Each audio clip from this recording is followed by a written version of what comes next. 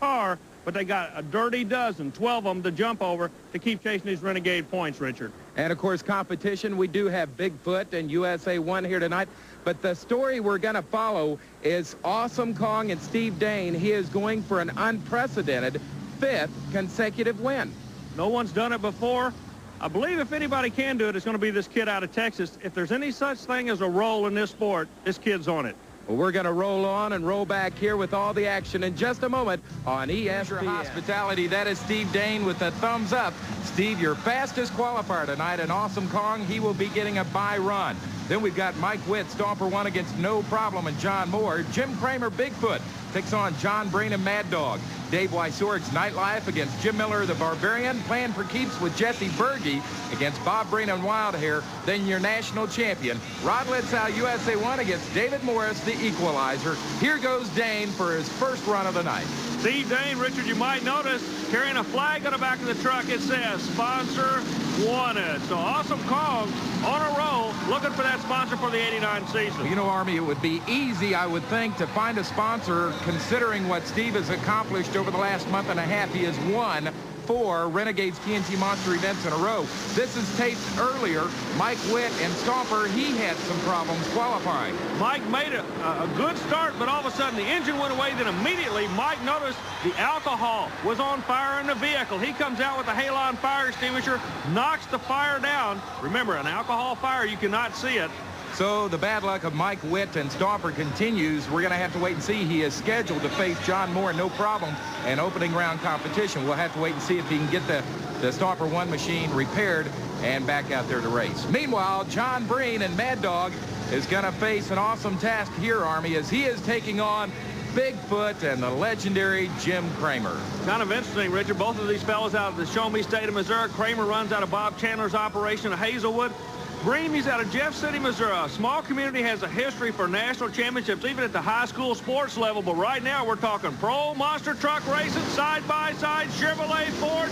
Kramer trying to put the Mad Dog down. Look at the air. Kramer gets. What a shot. Kramer's working his way back, Richard. Jim Kramer returns to the Hoosier Dome. He's been here the past couple of years and flipped over. He is going to try to avoid that tonight with a fine win over John Breen. Here you see Jim Miller of the Barbarian operation out of Illinois. He's going to be running next. Earlier, Army spent some time with him. I was doing a local county fair in Hoopston, Illinois, and I was doing a reverse backwards wheel stand. And I hit him going about 10 mile an hour backwards. When it landed, it just busted in two. Okay, now what have you done? The truck's back. It looks good. How did we re-engineer on this to get the truck back competitive? Well, I had to redesign my whole frame. My other frame was a stock Ford frame, and it was all modified up. And this one here is a completely box tubing frame. It's 5 times as strong as my other one, but it's the same weight. Everybody has their own idea as to how you steer the truck. A lot of trucks have the toggle switches where the left hand will actually, through toggle switches, steer the rear wheels. The right hand will use the steering wheel, normally found on an automobile we drive on the street. You're kind of unique. You have a whole different idea about the steering. Could you explain that to us? Well, my steering's all integral. It's in the steering wheel. It's basically like the new cars that are coming out these days.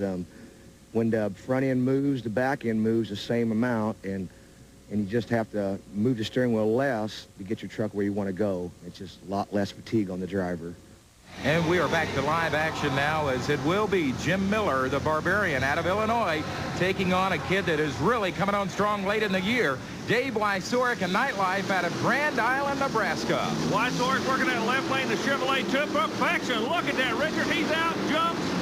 Keep an eye on this guy, and that's the reason why he's starting to win on this tour. Dave Wysork started his charge in Montgomery, Alabama. He continues it here in the Hoosier Dome in Indianapolis. He will move on into the quarterfinals. Meanwhile, it's going to be the Barbarian Jim Miller heading back to the pits. Here's my buddy, Mountain Man Jesse Berge out of Wyoming, Michigan, and he is taking on the other half of the Breen Brothers operation, Bob Breen. Wild Hair once again out of Jefferson City, Missouri, a real football powerhouse. Yeah, these guys, like I say, they're from a winning history in this small community. You're going to see why. What's the Chevrolet mid-engine? Remember that, Richard. This is the research and development truck of the Breen Brothers.